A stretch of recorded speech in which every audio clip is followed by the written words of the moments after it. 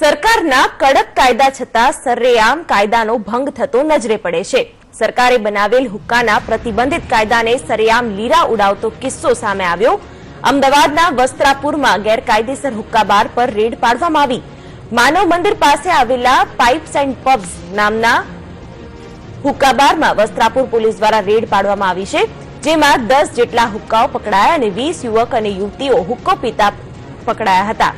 તો મહત્વનું છે કે હુક્કો પીતા લોકોમાં 18 વર્ષની નાની ઉંમરના પણ 3 લોકો સામેલ હતા। હાલ હુક્કા બારના મેનેજર અને માલિક વિરુદ્ધ પણ ફરિયાદ નોંધવામાં આવી છે।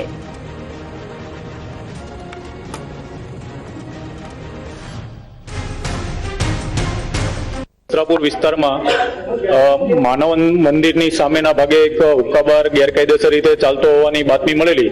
જે બાતમી આધારે આ હુક્કા બાર ઉપર રેડ કરતા હુક્કા બારમાંથી 18 વર્ષથી નાની ઉંમરના 3 યુવાન યુવતીઓ મળી આવતા હુક્કા બારના માલિક તેમજ મેનેજરની વિરુદ્ધમાં જુવેનાઇલ જસ્ટિસ એક્ટ મુજબ ગુનો દાખલ કરવામાં આવેલો છે। આ ઉપરાંત આ હુક્કા બારમાંથી મળેલ ફ્લેવરો તપાસ અર્થે કબજે કરવામાં આવેલ છે।